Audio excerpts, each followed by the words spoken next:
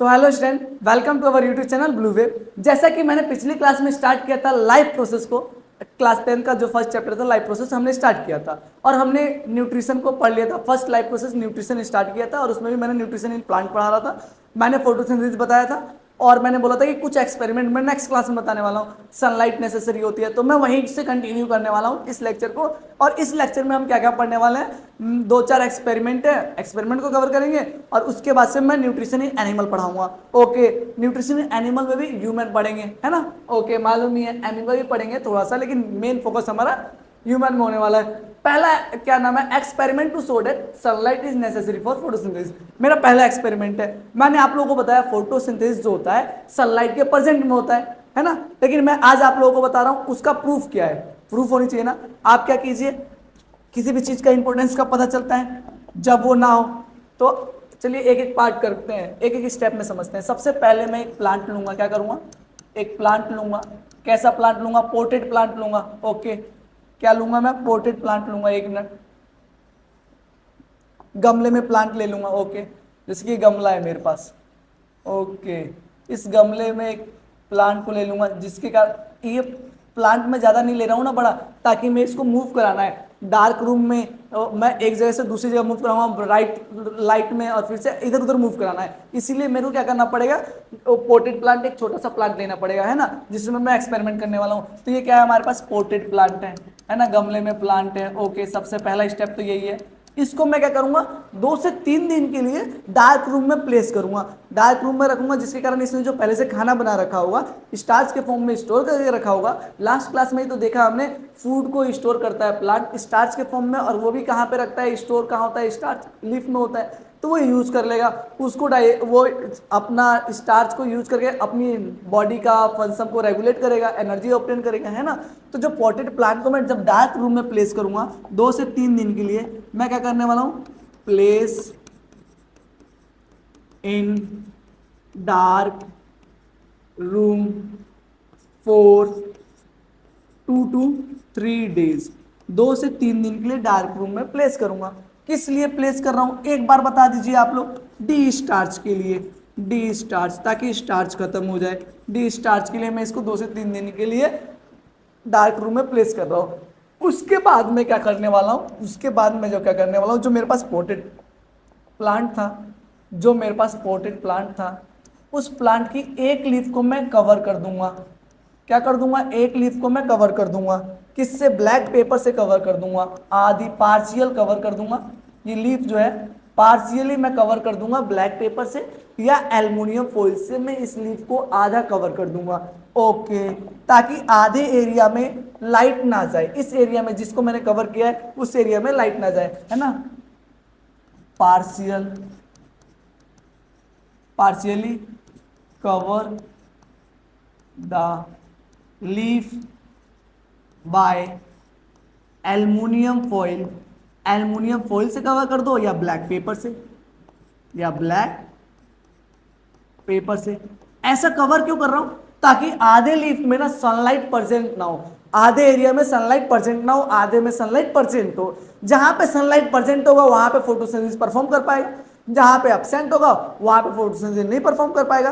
किसी भी चीज का इंपॉर्टेंस कब पता चलता है, जब सनलाइट रहे ना, है ना। तो इस एरिया में सनलाइट नहीं जाएगा, तो इस एरिया में फोटोसिंथेसिस नहीं होगा। यस या नो। तो मेरा यही मेन इंटेंशन है इस आधे लीफ को कवर करने का, कि इस एरिया में सनलाइट ना जाए। जैसे ही मैंने कवर किया, इसको फिर 2 से 3 दिन के लिए, 2 से 3 दिन के लिए ब्राइट लाइट में रखूंगा, ब्राइट लाइट में रखूंगा। क्यों रखूंगा, ताकि फोटोसिंथेसिस परफॉर्म कर ले।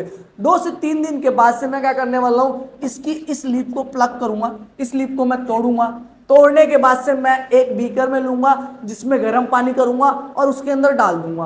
क्या करूंगा, इसी लीफ को मैं तोड़ के एक गर्म पानी के अंदर डाल दूंगा, ताकि जो क्या नाम है, मैं इस गर्म पानी में क्यों डाल रहा हूं उसके पीछे का एक बार इंटेंशन समझो। जैसे कि जो मेरा ये लीफ था, ये जो मेरा लीफ है, इसको मैंने पार्शियली कवर किया था, मैंने पार्शियली कवर किया था ना, ये मैंने पार्शियली ऐसे कवर किया था, यहाँ पे ऐसे बीच में कवर किया था ब्लैक पेपर से, है ना। ओके, इसको मैंने तोड़ के गर्म पानी में मैंने डाला। गर्म पानी में डालने का इंटेंशन क्या था मेरा, गर्म पानी में डालने का मेरा इंटेंशन ये था, इसके अंदर मैंने डाला जहाँ पे बॉईल हो रहा है वाटर, जहाँ पे बॉईल हो रहा है वाटर, उसके अंदर मैंने इसीलिए डाला ताकि लीफ के अंदर क्या मिलता है, क्लोरोफिल मिलता है, क्लोरो फील मिलता है, मेरे को क्लोरोफिल को निकालना था, मेरे को लीफ का क्लोरोफिल को निकालना था, तो मैं बॉइल वाटर में पहले गर्म करूंगा और उसके बाद से ना यहाँ पे डायग्राम में देखिए, उसके बाद से मैं क्या कर रहा हूँ, इस लीफ को ना एक टेस्ट ट्यूब के अंदर डालूंगा, जिस टेस्ट ट्यूब के अंदर इथेनॉल या अल्कोहल होगा, कोई भी अल्कोहल, ये 2 कार्बन का अल्कोहल होता है इथेनॉल, कार्बोनेटेड कंपाउंड में हम पढ़ने वाले हैं एकदम बढ़िया से डिटेल में, है ना। तो जो इथेनॉल होता है, इथेनॉल में इसको डाल के इस लीफ को गर्म करेंगे, इनडायरेक्टली गर्म करेंगे, डायरेक्टली गर्म नहीं करेंगे, इसको फिर किसी बीकर में डालेंगे, जो पानी गर्म है ना उसी बीकर में डाल के गर्म करेंगे। ऐसा क्यों है, मैं अगर डायरेक्ट गर्म करूंगा ना तो वो क्या नाम है, तुरंत जल जाएगा। इथेनॉल जो होता है ना बॉइलिंग पॉइंट उसकी कम होती है, इनडायरेक्टली हम इसकी स्टेम से मतलब गर्म करेंगे। ओके, इथेनॉल में लीफ को डाल के मैं गर्म कर रहा हूँ, जैसे ही मैं गर्म करूंगा इसके अंदर ये क्लोरोफिल निकल जाएगी, क्लोरोफिल प्रेजेंट है, जिसके कारण प्लांट जो होता है ना ग्रीन कलर का होता है, जैसे ना ग्रीन पिगमेंट होता है ना। ओके, तो जैसे ही क्लोरोफिल निकला ये कलरलेस हो गया, लीफ क्या हो गया, कलरलेस हो गया, लीफ जो हो गया कलरलेस हो गया। तो सेम इधर देखिए, सॉरी, तो यहाँ पे देखिए जैसे ही मैंने इसके अंदर लीफ को गर्म किया, उसके बाद से वाटर बाथ कराया, वाटर बाथ कराया, वाटर बाथ किसे कहते हैं, इस स्टेप को वाटर बाथ कहते हैं। Indirectly heating, indirectly boil leaf को इथेनॉल में डाल के और इनडायरेक्टली हीट करना को हम वाटर बाथ कहते हैं। इस स्टेप को क्या कहते हैं, वाटर बात कहते हैं, है ना, याद रखना। ओके, तो वाटर बात कराते हैं हम जैसे ही, है ना, तो लीफ क्या हो जाता है, कलरलेस हो जाता है। लीफ क्या होता है, लीफ जो होता है कलरलेस हो जाता है, लीफ हमारा कलरलेस हो जाता है। क्यों कलरलेस हो जाता है, क्योंकि इसकी क्लोरोफिल रिमूव कर देते हैं हम। ये मैं स्टेप परफॉर्म कर रहा हूँ, ये मैं स्टेप परफॉर्म कर रहा हूँ ताकि मैं क्लोरोफिल निकाल सकूं। मैंने सारा क्लोरोफिल निकाल दिया, उसके बाद से क्या करूंगा, उस लीफ को वॉच डिस्क में रखूंगा और उसके ऊपर आयोडीन को गिराऊंगा। आयोडीन का यूज किया जाता है स्टार्च को आइडेंटिफाई करने के लिए। अगर कहीं पे स्टार्च प्रेजेंट है, आप वहां पे आयोडीन गिराएंगे तो उसका कलर चेंज हो जाएगा, ब्लैक ब्लू कलर का आएगा, ब्लैकिश ब्लू कलर का आएगा, है ना। तो देखिए जब मैं आयोडीन गिराऊंगा लीफ के ऊपर, अगर वहां पे स्टार्च प्रेजेंट है तो आयोडीन के गिराते ही स्टार्च प्रेजेंट है तो वो ब्लैक और ब्लू कलर का हो जाएगा। तो आप यहाँ पे लीफ को देखिए एक बार, आप यहाँ पे एक बार लीफ को देखिए, पहला एक्सपेरिमेंट में टाइम होने वाला है। ये जो लीफ है, जब मैंने इसको कलरलेस करके मैंने इसके ऊपर आयोडीन गिराया तो रीजन 3 हो गए थे। इस रीजन को ए नाम देता हूँ, इसको बी नाम देता हूँ, यहाँ पे सी देता हूँ। ए और सी में लाइट प्रेजेंट था, बी में लाइट अब्सेंट था। जैसे ही मैंने डाला ना तो यहां पे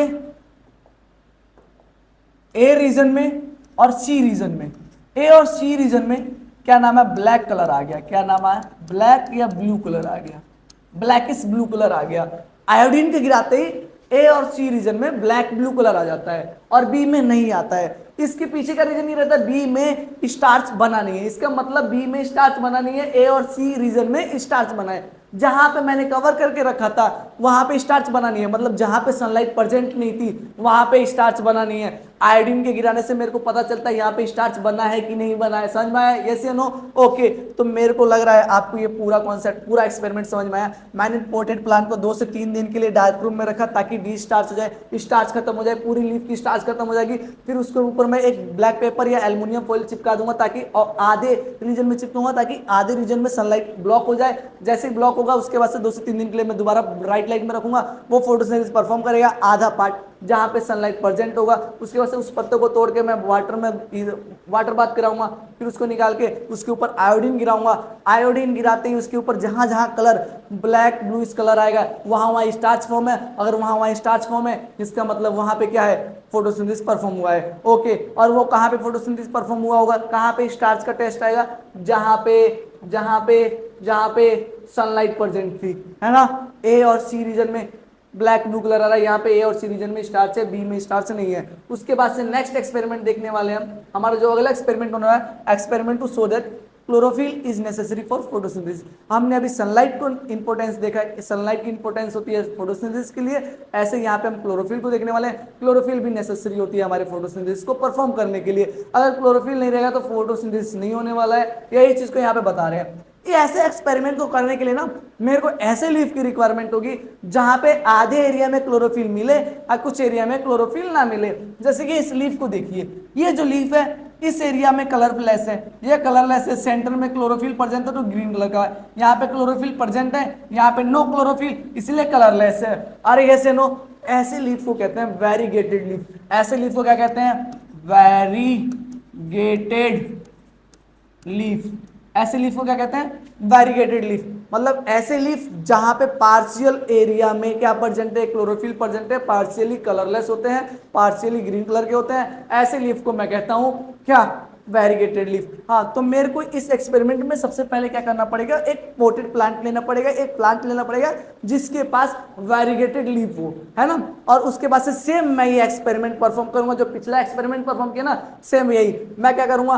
पहले तो सबसे पहले पोटेड प्लांट लूंगा, पोटेड प्लांट लूंगा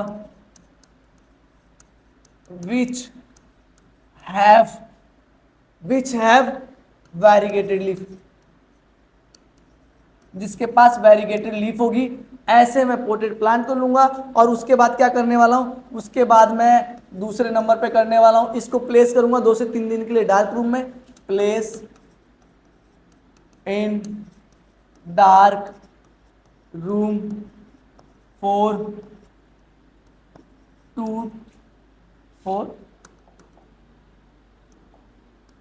2 से 3 दिन के लिए मैं प्लेस करूंगा। किस लिए? है ना, place in dark room for 2 to 3 days, है ना। उसके बाद से मैं क्या करूंगा? थर्ड नंबर पे मैं दोबारा इसको कहाँ प्लेस करूंगा? दोबारा मैं सनलाइट के एरिया में प्रेजेंट कर दूंगा, है ना, सनलाइट रीजन में रख दूंगा। ओके, है ना। और उसके बाद से again place in bright light.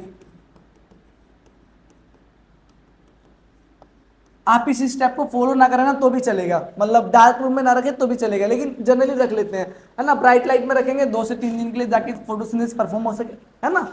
और उसके बाद से क्या करेंगे? पत्ते को तोड़ेंगे, वाटर बाथ कराएंगे, है ना। फोर्थ स्टेप में क्या करेंगे? Plug the leaf,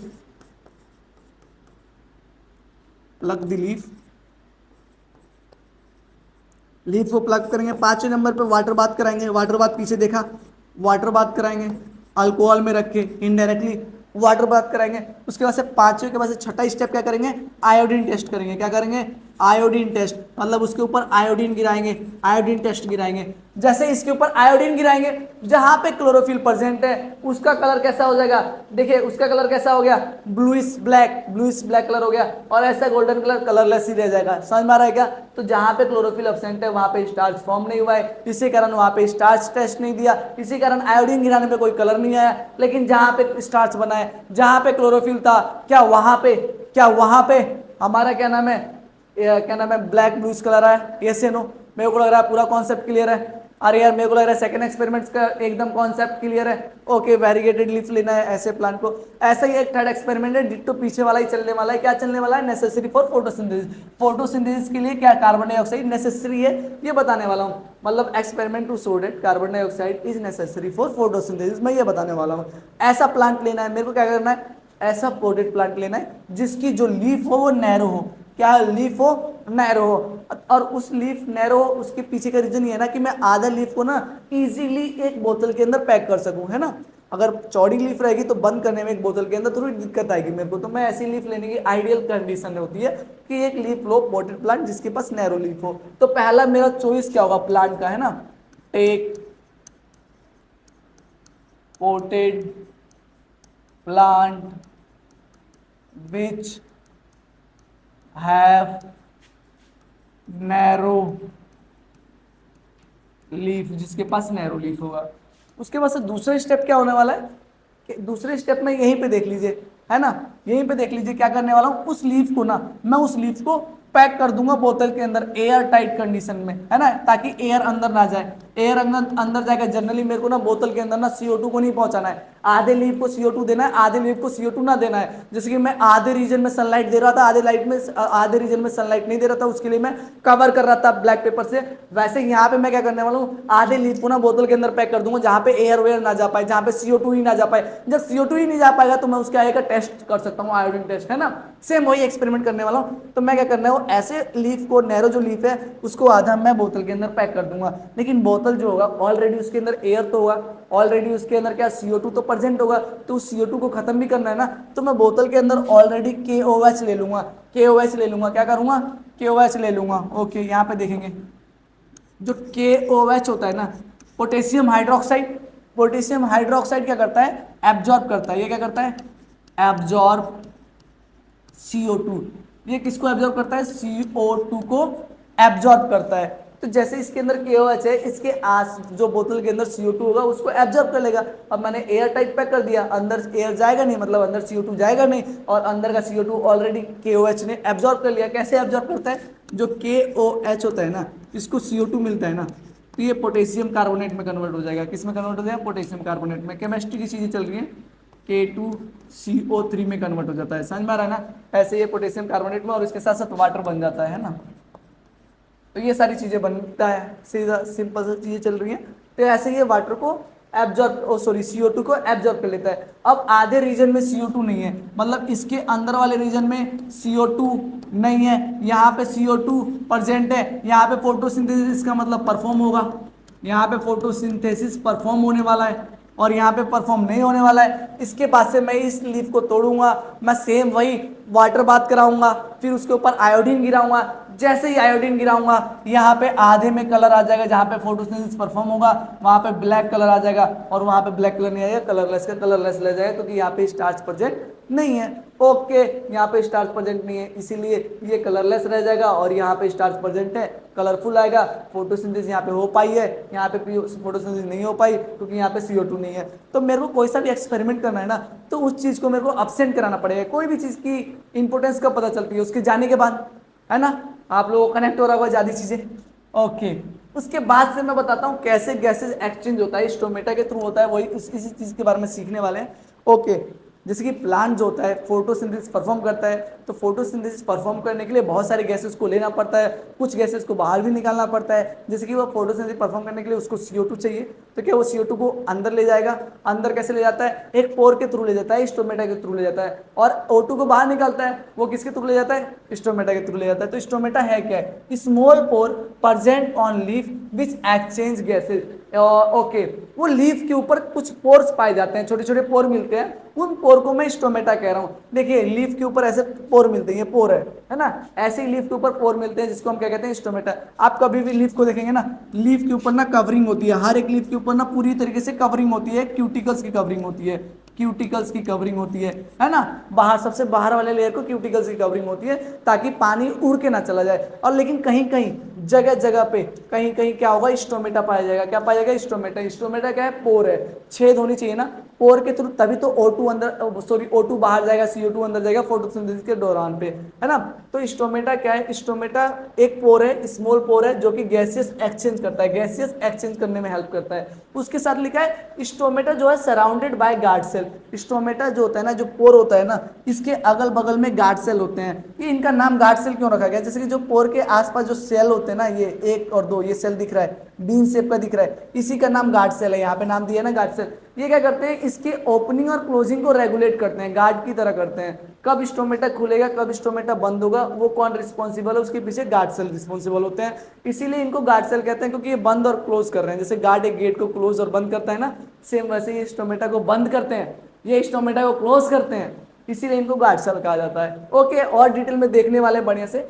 opening and closing of stomata, stomatal pore controlled by guard cell. यही चीजें लिखा है मैंने जो बोला अभी, गार्ड सेल जो होते हैं ओपनिंग और क्लोजिंग कंट्रोल करते हैं। अब यहाँ पे एक स्टोमेटा का स्ट्रक्चर देख लीजिए, स्टोमेटा का स्ट्रक्चर देख लीजिए क्या है। ये जो है सबसे बाहर वाला सेल जो होता है ना, इपीडर्मिस का लेयर होता है। किसका लेयर होता है, इपीडर्मिस का लेयर। स्टोमेटा अभी इसके ऊपर भी लेयर होते हैं, इसको इपीडर्मिस लेयर कहते हैं। ये वाला लेयर जो है ना, जो गार्ड सेल के बगल में होता है, उसको सब्सिडरी सेल कहते हैं, है ना। और इस सेल के अंदर, गार्ड सेल के अंदर ये ग्रीन ग्रीन दिख रहा है, ये क्लोरोप्लास्ट है। क्या है, क्लोरोप्लास्ट है। और ये जो बड़ा सा एरिया दिख रहा है वो वैक्यूल है। सेल चैप्टर का याद आ रहा होगा, वैक्यूल जो होता है लार्ज वैक्यूल हो गया, है ना। और उसके बाद से वेस्ट मटेरियल को स्टोर करके रखता है। और ये क्लोरोप्लास्ट जो होता है फोटोसिंथेसिस परफॉर्म करने में हेल्प करता है। लीफ है, लीफ में तो फोटोसिंथेसिस होगी ना, तो गार्ड सेल के पास क्लोरोप्लास्ट तो होगा ही। और उसके बाद से सबसे बाहर वाली लेयर को इपीडर्मिस कहते हैं। इसकी भी बाहर लेयर होती है, सबसे बाहर लेयर जो होती है इपीडर्मिस होती है। और इपीडर्मिस और गार्ड सेल के अगल बगल में जो सेल होती है ना,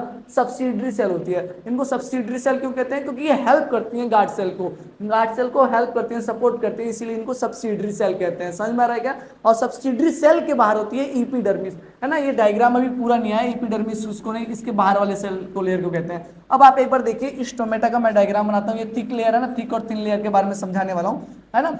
एक पेज पे देखते हैं, गार्ड सेल को बना के देखते हैं, है ना।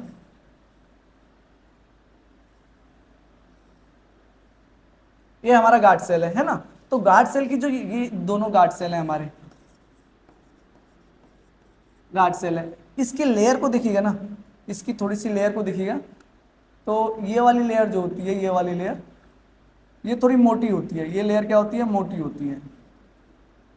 आप नोटिस करिएगा तो ये लेयर मोटी होती है, पास वाली है ना, ये लेयर थिक होती है। ओके, ये लेयर ये थिक होती है ना।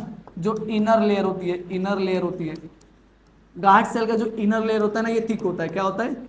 थिक होता है, थिक वॉल होता है। इसकी जो वॉल होती है वो थिक होती है ना। ओके, और जो बाहर वाली है, आउटर लेयर है, जो आउटर लेयर है वो थिन होता है। जो सबसे बाहर वाली लेयर है ये थिन होती है, अंदर वाली जो लेयर होती है थिक होती है। ये हमारा स्टोमेटा का स्ट्रक्चर होता है। इसके ऊपर जो होती है, इसके ऊपर क्या होती है? इसके ऊपर बनी होती है क्या नाम है, सब्सिडरी सेल ऐसे होती है, सब्सिडरी सेल है ना, ये होगी सब्सिडरी सेल। और इनके भी ऊपर गार्ड सेल होती है, ऐसे इनके ऊपर एकदम गार्ड सेल होती है, वो सॉरी इपीडर्मिस होती है। ये इपीडर्मिस है, ये इपीडर्मिस होता है, और ये हमारा सब्सिडरी सेल होता है ना। ये हमारा स्टोमेटा का है। बस यहाँ पे देखिए, अंदर वाला जो लेयर होता है वो थिक होता है, बाहर वाला थिन होता है। अंदर वाले को प्रेशर झेलना रहता है एक्सचेंज करने के लिए, है ना, और बाहर वाला जो होता है थिन होता है। ये हमारा मोटा मोटा स्टोमेटा है। आपको, मेरे को लगता है यहाँ पे स्टोमेटा का डायग्राम एकदम बढ़िया से क्लियर हो गया होगा। स्टोमेटा कब O2 को लेता है, कब CO2 लेता है, थोड़ा सा इसके बारे में भी चर्चा कर लेते हैं। एक और स्लाइड देख लेते हैं, है ना, शायद आगे हो, एक बार देख ले आगे है कि नहीं। ओके, अभी नहीं है, एक बार देख लेते हैं, इसी पेज पे देख लेते हैं। जैसे कि जब फोटोसिंथेसिस परफॉर्म होता है, ओके, जनरली देखिए डे टाइम में क्या होता है, डे टाइम में क्या होता है, फोटोसिंथेसिस प्लांट करता है, फोटोसिंथेसिस प्लांट करता है। ओके सर, डे टाइम में फोटोसिंथेसिस परफॉर्म करता है। तो जैसे ही डे टाइम में फोटोसिंथेसिस परफॉर्म करता है, तो फोटोसिंथेसिस का जो प्रोडक्ट बनता है, क्या बनता है? CO2 बनता है, और सॉरी O2 बनता है और CO2 लेता है। तो क्या करता है, डे टाइम में फोटोसिंथेसिस भी होता है, इसके साथ साथ एंड रेस्पिरेशन भी होता है। क्या होता है? रेस्पिरेशन, दोनों होता है। डे टाइम की बात कर रहा हूँ, प्लांट के अंदर फोटोसिंथेसिस भी होता है, रेस्पिरेशन भी होता है। लेकिन जो फोटोसिंथेसिस जो होता है वो मोर होता है, ये क्या होता है? ज्यादा होता है ना, एज कंपेयर टू रेस्पिरेशन ये लेस होता है, इसकी क्वांटिटी लेस होती है ना। फोटोसिंथेसिस बहुत ज्यादा करता है, रेस्पिरेशन थोड़ा कम करता है। ओके, तो क्या नाम है, यहाँ पे देखेंगे क्या नाम है, स्टोमेटा से क्या निकलेगा? स्टोमेटा से O2 निकलेगा, है ना। O2 जो होगा आउट होगा, ऑक्सीजन बाहर निकलेगा, एंड CO2 जो होगा इन होगा, CO2 इन होगा। और यहाँ पे देखिएगा, यहाँ पे देखिएगा तो O2 जो होता है इन होता है, O2 इन होता है, और CO2 आउट होता है। रेस्पिरेशन में ये होता है ना, जस्ट इसका अपोजिट होता है ना। अब डे टाइम की बात कर रहा हूं, डे टाइम में क्या होता है, फोटोसिंथेसिस ज्यादा होता है। तो नेट देखा जाए, अगर नेट देखा जाए, मतलब पूरा देखा जाए, नेट देखा जाए, क्योंकि जब ये रेस्पिरेशन से CO2 बनता है ना, तो वो फोटोसिंथेसिस में यूज हो जाता है, फोटोसिंथेसिस में ही ये यूज होता है। जैसे ये प्रोड्यूस हुआ, वो फोटोसिंथेसिस में इन हो जाता है, समझ में आ रहा है ना। लेकिन नेट क्वांटिटी देखी जाए तो क्या होता है, और क्या नाम है, जो नेट क्वांटिटी देखेंगे तो CO2 अंदर जाता है, O2 बाहर आता है। नेट क्वांटिटी डे टाइम में बोल रहा हूँ, डे टाइम में बोल रहा हूँ। नेट क्वांटिटी में जो CO2 होता है ये इन होता है, क्या होता है? इन होता है, और O2 जो होता है आउट होता है। थोड़ी सी भारी भरकम चीजें चल रही है, लग रहा है कंफ्यूज हो रहे हैं। डे टाइम में दोनों होता है, फोटोसिंथेसिस भी होता है, रेस्पिरेशन भी होता है। फोटोसिंथेसिस ज्यादा होता है, जिसके कारण देखिए फोटोसिंथेसिस में क्या होता है, O2 निकलता है, CO2 लेता है, CO2 लेके O2 निकालता है। और वही देखेंगे रेस्पिरेशन में, तो रेस्पिरेशन में जस्ट इसका अपोजिट होता है। रेस्पिरेशन में क्या होता है, O2 लेता है और CO2 निकालता है। यस या नो? तो जस्ट ये दोनों में देखेंगे, जब फोटोसिंथेसिस बहुत ज्यादा हो रहा है और रेस्पिरेशन कम हो रहा है, तो कहीं ना कहीं CO2 ज्यादा निकलेगा, सॉरी CO2 ज्यादा लेगा, O2 ज्यादा निकालेगा। यस या नो? ओके, तो नेट क्वांटिटी देखेंगे डे टाइम में, तो CO2 अंदर जाएगा, O2 बाहर जाएगा। और यही नाइट टाइम का देखेंगे, यही सारी चीजें नाइट में, रात को देखेंगे, तो नाइट में फोटोसिंथेसिस तो होती ही नहीं है, नाइट में फोटोसिंथेसिस तो होती ही नहीं है, सिर्फ रेस्पिरेशन होता है ना। तो रात में तो दिक्कत ही नहीं है, रात में तो दिक्कत ही नहीं है। रात में क्या होगा, प्लांट जो गैसियस एक्सचेंज करता है, तो रात में क्या करता है प्लांट, रात में क्या करता है बोले तो, प्लांट जो है ना रात में रेस्पिरेशन करेगा, रेस्पिरेशन में O2 इन होगा, O2 क्या होगा, इन होगा, और CO2 आउट होगा। अरे अब यहाँ पे देखो, मैं रेस्पिरेशन करता हूँ, मैं सांस ले रहा हूं, मैं सांस ले रहा हूं, तो मैं O2 लेके CO2 निकालता हूं। प्लांट भी तो सांस लेते समय O2 लेके CO2 निकालेगा। तो रात के समय फोटोसिंथेसिस होती नहीं है, रेस्पिरेशन होता है। तो रात के समय क्या होता है, वो O2 लेगा, CO2 निकालेगा, O2 लेगा, CO2 निकालेगा। ये क्या हुआ नाइट के टाइम पे। लेकिन डे टाइम में देखेंगे, डे टाइम में दोनों होता है, लेकिन फोटोसिंथेसिस ज्यादा होता है, रेस्पिरेशन कम होता है। तो मतलब फोटोसिंथेसिस ज्यादा हो रहा है, तो इसका मतलब CO2 ज्यादा बनेगा, सॉरी O2 ज्यादा बनेगा। तो O2 बाहर निकलेगा, CO2 अंदर आएगा। CO2 अंदर जा रहा है, O2 बाहर निकल रहा है। थोड़ा सा कंफ्यूजिंग है, ज्यादा कंफ्यूज हो रहा हो तो एक बार और इसको देख लेना, रिकेप कर लेना, है ना। ज्यादा कंफ्यूजिंग वाली बात नहीं है, सीधे याद रखो रात के टाइम पे क्या हो रहा है, और जस्ट इसका अपोजिट कर दो डे टाइम में। रात के टाइम पे सिर्फ रेस्पिरेशन होता है, तो O2 लेके CO2 निकालता है। ऐसे ही डे टाइम में क्या हो जाएगा, जस्ट इसका अपोजिट। डे टाइम में फोटोसिंथेसिस वाला दे दो आंसर, फोटोसिंथेसिस होता है तो CO2 लेके O2 बाहर निकाल देता है। तो डे टाइम में फोटोसिंथेसिस को देख के दे दो, और नाइट टाइम में रेस्पिरेशन को देख के दे दो, इससे भी आंसर निकल सकता है। लेकिन मैंने तुम लोगों का कॉन्सेप्ट स्ट्रॉन्ग करना था, तो मैंने ये दोनों चीजें बताई है ना। नहीं तो तुम ऐसे सिर्फ फोटोसिंथेसिस और रेस्पिरेशन को देख के बता सकते हो। डे टाइम में फोटोसिंथेसिस होता है तो उसके आंसर दे दो, और नाइट टाइम में क्या होता है, रेस्पिरेशन होता है, तो रेस्पिरेशन के अकॉर्डिंग आंसर दे दो। तो मेरे को लगता है ये आपका कॉन्सेप्ट एकदम क्लियर हो गया होगा अभी तक, मतलब। तो स्टोमेटा आप बताइए, स्टोमेटा अगर तुमसे सवाल पूछ लिया किसी ने, स्टोमेटा जो होता है गैसेस एक्सचेंज करता है, आपको भी मालूम है, मेरे को भी मालूम है।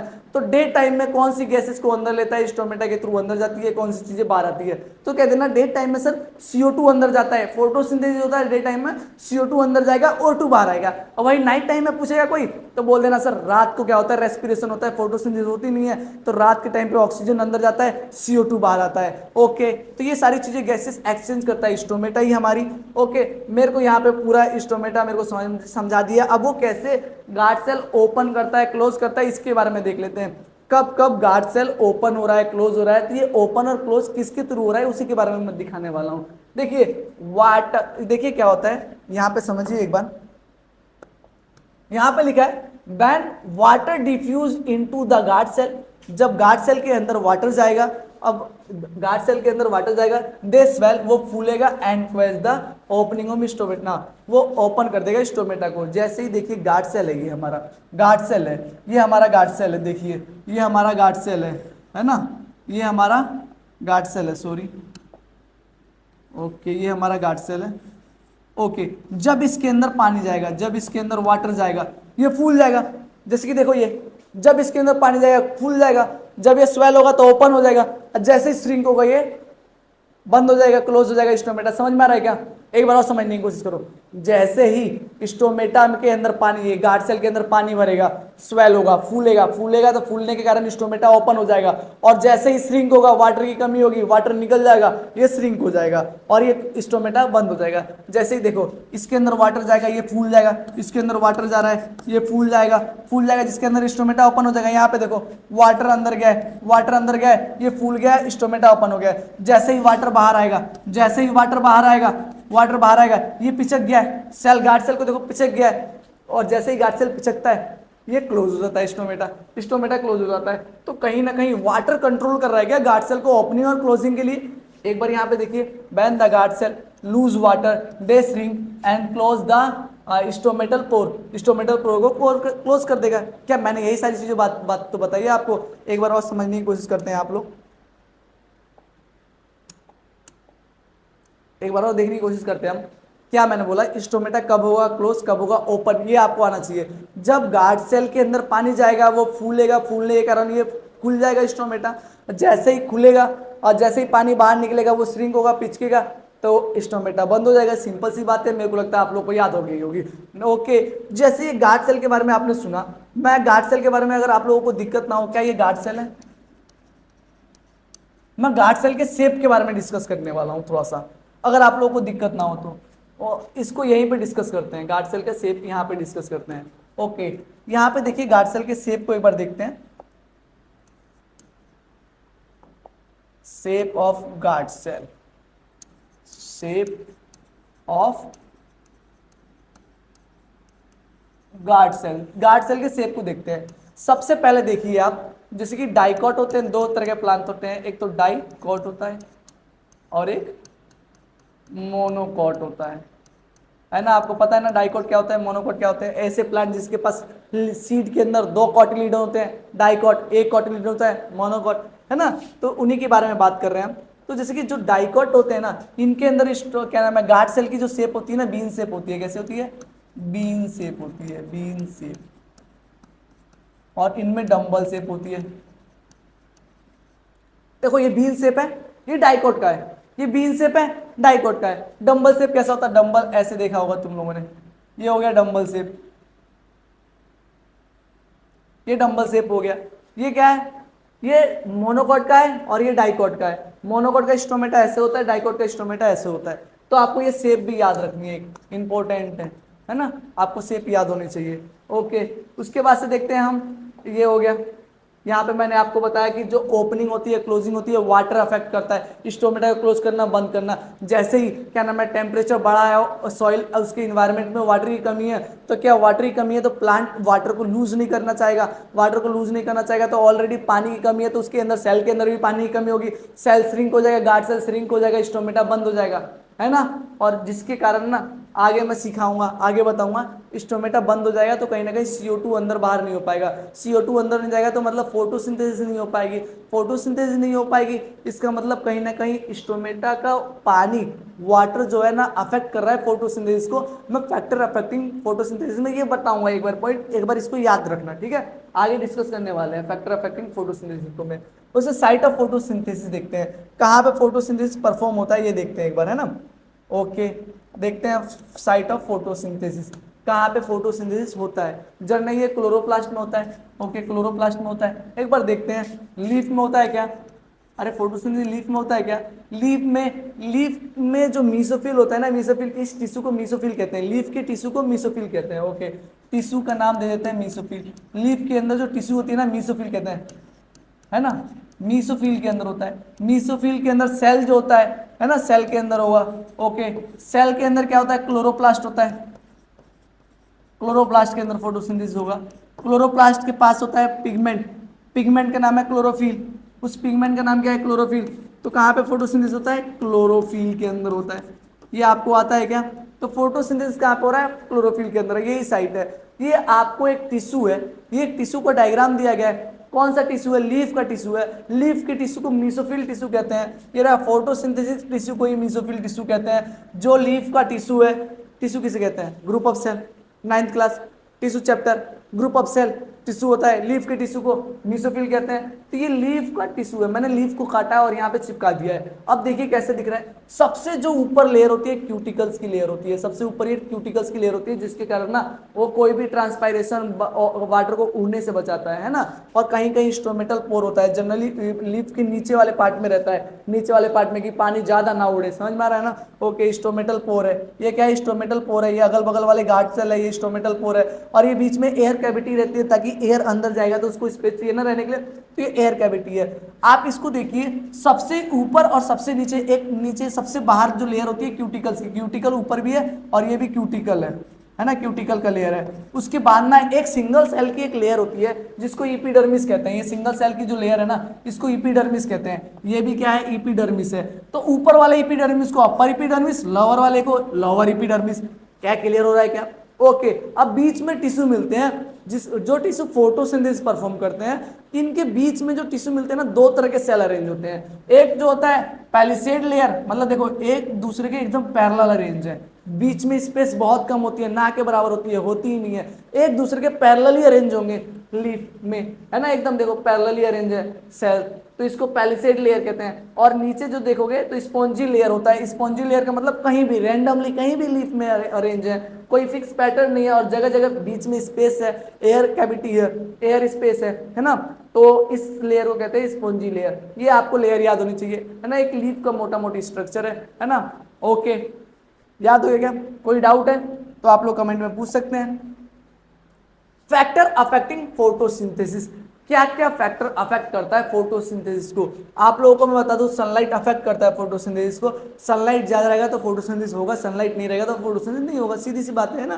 तो सनलाइट जो होता है डायरेक्टली अफेक्ट करता है, मतलब डायरेक्टली प्रोपोर्शनल होता है फोटोसिंथेसिस के लिए, रेट ऑफ फोटोसिंथेसिस के लिए। रेट ऑफ फोटोसिंथेसिस मतलब कितनी तेजी से फोटोसिंथेसिस होगा, रेट ऑफ फोटोसिंथेसिस, है ना। इसको मैं ROP लिख दे रहा हूं। क्या लिख दे रहा हूं? ROP, रेट ऑफ फोटोसिंथेसिस, क्योंकि मेरे को बार बार लिखना है। जैसे मैं सनलाइट को बढ़ाऊंगा वैसे वैसे क्या होगा, वैसे वैसे क्या होगा, रेट बढ़ेगा फोटोसिंथेसिस का, यस नो। लेकिन एक टाइम तक बढ़ेगा, एक टाइम के बाद बढ़ना बंद हो जाएगा, है ना, एक टाइम के बाद बढ़ना बंद हो जाएगा जनरली। देखना ऐसा क्यों होता है, जैसे कि देखो यहाँ पे मैं ROP लेता हूँ, रेट ऑफ फोटोसिंथेसिस, और यहाँ पे मैं लाइट लेता हूँ, है ना। जैसे ही मैं लाइट को बढ़ाते जा रहा हूँ, जैसे ही मैं क्या कर रहा हूँ, लाइट को बढ़ाते जा रहा हूँ, फोटोसिंथेसिस बढ़ रहा है और एक टाइम के बाद कांस्टेंट हो जा रहा है। पूछो क्यों, जैसे ही मैंने लाइट बढ़ाई ठीक है, उसके बाद CO2 भी तो बढ़ना चाहिए ना, है ना, उसकी लीफ की एरिया भी तो बढ़नी चाहिए ना। सनलाइट तुम लोग पूरा बढ़ाते जाओगे तो उससे तो ज्यादा होने वाला नहीं है। तो जैसे जैसे सनलाइट बढ़ेगी फोटोसिंथेसिस बढ़ती जाएगी, लेकिन एक टाइम के बाद कांस्टेंट हो जाएगा, क्योंकि बाकी पैरामीटर कांस्टेंट है ना। उसके बाद से ऐसे ही same to same carbon dioxide के साथ होने वाला है। CO2 का डायरेक्टली प्रोपोर्शनल होता है rate of photosynthesis, directly proportional होता है। इसका भी ग्राफ बनाएंगे तो सेम ऊपर जैसे ही बनेगा, स्लाइड में जैसा बना है ना। यहाँ पे अगर ROP लेता हूँ और यहाँ पे CO2 लेता हूँ तो सेम टू सेम वही ग्राफ बनने वाला है। एक टाइम तक बढ़ेगा, उसके बाद से कांस्टेंट हो जाएगा, क्योंकि और पैरामीटर कांस्टेंट होगी। सनलाइट कांस्टेंट हो सकता है, या क्लोरोप्लास्ट कांस्टेंट होता है, या क्लोरोफिल तो उतनी ही रहेंगी ना, ज्यादा बढ़ थोड़ी जाएंगी। समझ में रहना, तो वही बात है। वाटर की बात करता हूं तो वाटर के बारे में मैंने पहले डिस्कस किया। वाटर जो होता है इनडायरेक्टली फोटोसिंथेसिस को अफेक्ट करता है, क्योंकि ये वाटर के कारण, अगर वाटर इन्वायरमेंट में कम है तो स्टोमेटा बंद हो जाएगा। अगर स्टोमेटा बंद है तो CO2 अंदर बाहर नहीं जा पाएगी ना यार, तब फोटोसिंथेसिस होगी नहीं ना। अभी जस्ट बताया वही चीजों को मैं बता रहा हूं। ये वाटर जो होता है ना, water affect photosynthesis,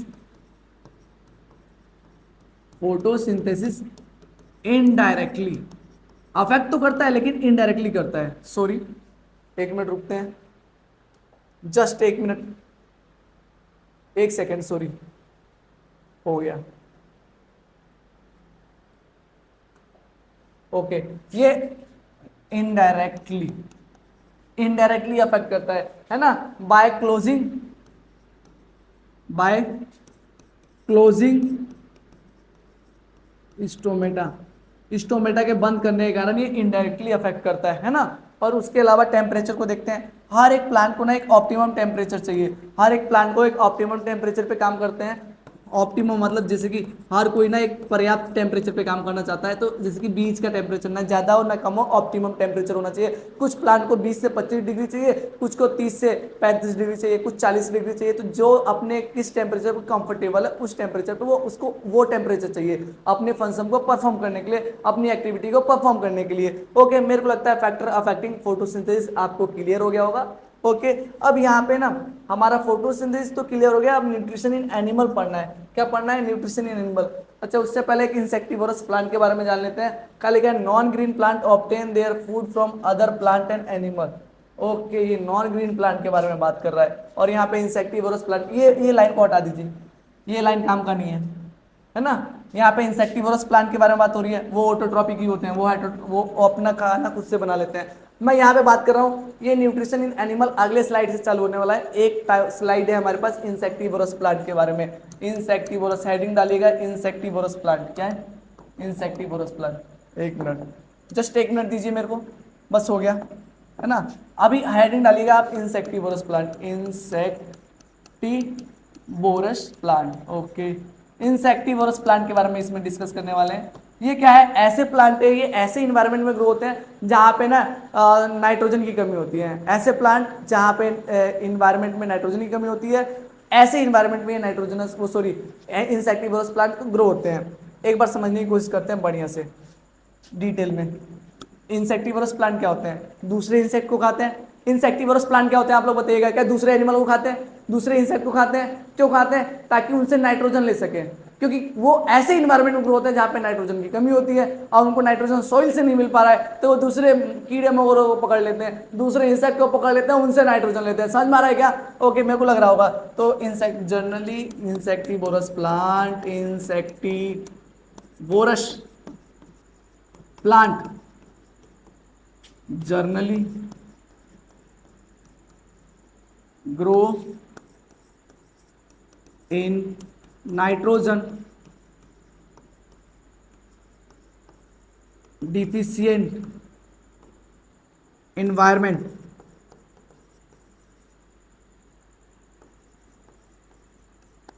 so they capture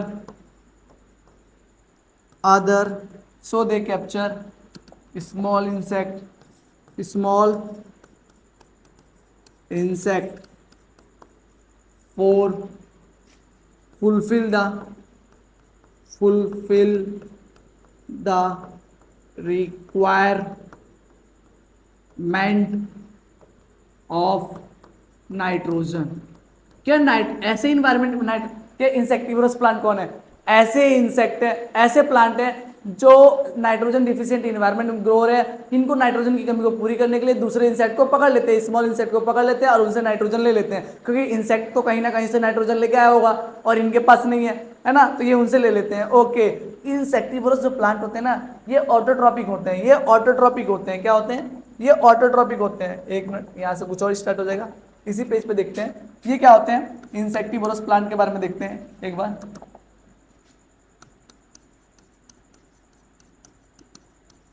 insectivorous plant के बारे में देखते हैं। इंसेक्टिवरस जो प्लांट होते हैं ना, ये क्या होते हैं? ऑटोट्रॉप होते हैं। ये होते हैं ऑटोट्रॉप्स। ये अपना खाना खुद से बनाते हैं, फोटोसिंथेसिस परफॉर्म करते हैं। जी हाँ, ये अपना खाना खुद से बनाते हैं, फोटोसिंथेसिस परफॉर्म करते हैं। आपको आज तक लगता था ये हेटरोट्रॉप है, तो आप गलत हैं। ये क्या है? फोटोसिंथेसिस परफॉर्म करता है। फोटोसिंथेसिस परफॉर्म करता है कौन? Insectivorous plant.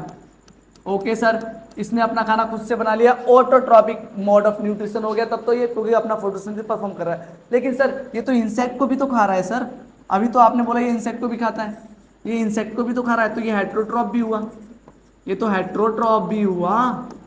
इस कारण हेटरोट्रॉप क्यों कहूँगा? क्योंकि सर ये तो दूसरे इंसेक्ट को कैप्चर कर रहा है ना, ये कैप्चर कर रहा है, कैप्चर कर रहा है फॉर नाइट्रोजन के लिए, है ना, कैप्चर अदर इंसेक्ट, है ना, किसके लिए? नाइट्रोजन के लिए। नाइट्रोजन के लिए क्या कैप्चर कर रहा है? क्या हमारा वो इंसेक्टिवरस प्लांट है, ऑटोट्रॉप फोटोसिंथेसिस परफॉर्म कर रहा है, हेटरोट्रॉप भी है क्योंकि ये कैप्चर कर रहा है इंसेक्ट को नाइट्रोजन की कमी को फुलफिल करने के लिए। तो मैं इस प्लांट को ऑटोट्रॉप कहूँ कि हेटरोट्रॉप कहूँ? ऐसा बीच का एक रास्ता साइंटिस्टों ने निकाला, इसको बोला कि ये ऑटोट्रॉप भी है हेटरोट्रॉप भी है, दोनों है। तो आप ये बोल दीजिए insectivorous plant are both autotroph as well as heterotroph. लेकिन उसके अलावा एक इसके बीच का एक नाम दिया गया मिक्सोट्रॉप। क्या नाम दिया? मिक्सोट्रॉप। मिक्सोट्रॉप भी बोला जाता है। मिक्सोट्रॉप मतलब बहुत, हेटरोट्रॉप ऑटोट्रॉप दोनों शो कर रहा है ना मिक्सोट्रॉप। या एक और पार्शियल, इसका एक और नाम दे दिया गया पार्शियल, पार्शियल हेट्रोट्रॉप। इसका एक और नाम दे दिया गया पार्शियल हेट्रोट्रॉप। समझ में आएगा इंसेक्टिवरस प्लांट? मेरे को लग रहा है इंसेक्टिवरस प्लांट समझ में आया होगा। पार्शियल हेटरोट्रॉप भी कहते हैं या मिक्सोट्रॉप भी कहते हैं। ये फोटोसिंथेसिस भी परफॉर्म करता है और उसके साथ साथ ये इंसेक्ट को कैप्चर भी करता है ना। ये 7th क्लास में पढ़ा भी था हमने इंसेक्टिवरस प्लांट के बारे में। इसका एग्जाम्पल है वीनस फ्लाईट्रैप। ये कौन सा है प्लांट? वीनस फ्लाईट्रैप है। ये ऐसे केज लाइक स्ट्रक्चर बनता है, इसके ऊपर इंसेक्ट बैठेगा और वो उसको क्या नाम है बंद कर लेगा, ट्रैप कर लेगा, उसके ऊपर एंजाइम गिरा के उससे नाइट्रोजन को ऑब्टेन कर लेगा। समझ में आ रहा है? इसका नाम क्या है? Venus flytrap. ओके, ऐसे ही एक पिक्चर प्लांट होता है इंसेक्टिवरस एग्जाम्पल। इसका एक और एग्जाम्पल होता है इंसेक्टिवरस का वीनस फ्लाईट्रैप और पिक्चर प्लांट। ओके, ये लिखा है pitcher plant and Venus flytrap, यहाँ पे दे रखा है आर द क्या नाम है Venus flytrap are the plant which eat insect, जो इंसेक्ट को खाते हैं। मैंने इंसेक्ट के बारे में ज्यादा डिटेल में बता दिया, इसके बारे में इंसेक्टिवरस प्लांट के बारे में कोई दिक्कत नहीं है, डिटेल में हम जान सकते हैं। उसके बाद से मैं ना न्यूट्रिशन के बेस पे ना एनिमल को 3 कैटेगरी में डिवाइड कर रहा हूँ। न्यूट्रिशन के बेस पे मैं एनिमल को 3 कैटेगरी में डिवाइड करने वाला हूँ। सबसे पहला कार्निवोरस, हार्बिवोरस, कार्निवोरस, ओमनिवोरस। ये 3 क्लास आपने बचपन से पढ़ते हुए आई हैं, मैं जल्दी जल्दी निकालता हूँ। हार्बिवोरस क्या होता है? न्यूट्रिशन के बेस पे डिवाइड कर रहा हूँ, मतलब क्या क्या खा रहे हैं उसके बेस पे, है ना। तो those animal which eat only plant and plant product, है ना, प्लांट को खाते हैं, उनको हम हार्बिवोरस कहते हैं, इनको प्लांट ईटर भी कहते हैं। और उसके बाद से इसमें काऊ और जेब्रा इसके एग्जाम्पल है ना। एक छोटा सा पॉइंट है, ये स्टार पॉइंट है, आगे भी आएगा आप लोगों को डाइजेशन जब मैं पढ़ाऊंगा, और इस टाइम भी समझ लीजिए। जो भी हार्बिवोरस होते हैं ना, इनकी इंटेस्टाइन की लेंथ बड़ी होती है। क्यों? क्योंकि हार्बिवोरस जो होते हैं ना, ये क्या खाते हैं? प्लांट खाते हैं। ये क्या खाते हैं? प्लांट खाते हैं। प्लांट के पास सेलुलोज होता है। क्या होता है? सेलुलोज होता है। प्लांट के पास सेलुलोज होता है। सेलुलोज को डाइजेशन में ज़्यादा टाइम लगता है। सेल देखो, प्लांट के पास सेल वॉल होता है, सेल वॉल मेड अप होता है सेलुलोज, और सेलुलोज को डाइजेस्ट करने के लिए लंबा टाइम लगता है। इसीलिए जो होते हैं हार्बीवोरस ना, इनकी इंटेस्टाइन लंबी होती है, क्योंकि टाइम ज़्यादा लगे, मिले उसको डाइजेशन के लिए टाइम ज़्यादा मिले। समझ में आ रहा है क्या? तो हार्बीवोरस की इंटेस्टाइन की लेंथ बड़ी होती है, तो length of intestine in herbivorous are is large as compare to carnivorous. Carnivorous के कंपेयर में हार्बीवोरस की लेंथ जो होती है बड़ी होती है इंटेस्टाइन की। इसके एग्जांपल में काओ, जेब्रा लिखा है, और भी गोट वोट आपको आता है वो लिख लीजिएगा। नेक्स्ट स्लाइड पे चलते हैं हम कार्निवोरस के बारे में। कार्निवोरस क्या है? ऐसे animal, those animal which eat other animal, जिसको कार्निवोरस कहते हैं, इनको कार्निवोरस कहते हैं। कार्निवोरस ईट करते हैं, मीट ईट कहते हैं, है ना। कार्निवोरस ईट मीट, है ना, सिंपल सी बात है। एग्जांपल में lion, tiger, frog, lizard, ETC, है ना। उसके बाद से नेक्स्ट ओमनिवोरस को देखते हैं। ओमनिवोरस क्या है? दोज एनिमल जो दोनों खाते हैं, eat both plant and animal are called omnivorous. उनको हम दोनों कहते हैं, जो प्लांट भी खाता है और एनिमल भी खाता है उसको हम ओमनिवोरस कहते हैं। ये omnivorous eat plant as well as meat. Okay, उसके बाद से क्या नाम है, एग्जाम्पल में इसमें मैन है, डॉग है, क्रो है। अरे ऐसे नो एग्जाम्पल तो लिख ही सकते हैं, मैन, डॉग, क्रो। ओके, आप लोग क्वेश्चन का एक आंसर दीजिए। ह्यूमन जो वेजिटेरियन है वो क्या नाम है, मीट नहीं खाता है, नॉन वेज नहीं लेता है और पूरा वेजिटेरियन है, तो उसको हार्बीवोरस कहेंगे, कार्निवोरस कहेंगे, ओमनिवोरस कहेंगे? आप लोग बताएंगे। और हाँ, मैं आप लोगों को एक अच्छी सी बात बताने वाला हूँ। हार्बीवोरस और कार्निवोरस पहचानने के लिए किसी का लिविंग दांत ही काफी है। अगर आप उसके दांत को दे दीजिएगा ना तो बताया जा सकता है कि वो क्या, किस टाइप का लिविंग है, हार्बीवोरस है कि कार्निवोरस है। जितने भी कार्निवोरस होते हैं ना उनके ना क्या नाम है, कैनाइन की लेंथ ना बड़ी होती है। आगे हम डाइजेशन में पढ़ेंगे, है ना, आगे डाइजेशन में पढ़ने वाले हैं, एक बार सुन भी लेते हैं। जो कैनाइन की साइज होती है ना बड़ी होती है हार्बीवोरस में as compare to, sorry, carnivorous में हार्बीवोरस से कंपेयर में। तो अगर किसी की कैनाइन बड़ी है उसका मतलब वो कार्निवोरस होगा, हार्बीवोरस नहीं होगा। इसीलिए अक्सर दिखाते हैं जो गोश्त होते हैं, भूत होते हैं ना, उनकी कैनाइन को बड़ी दिखाते हैं क्योंकि वो हमारी हड्डियाँ खाने वाले हैं, हमारे खून पीने वाले हैं, है ना। ओके, ये मजाक शेयर सपाटे से अलग। यहाँ पे ये क्या नाम है, step of nutrition in animal. मैं न्यूट्रिशन इन एनिमल अगले लेक्चर में स्टार्ट करने वाला हूँ। Thank you for watching this video.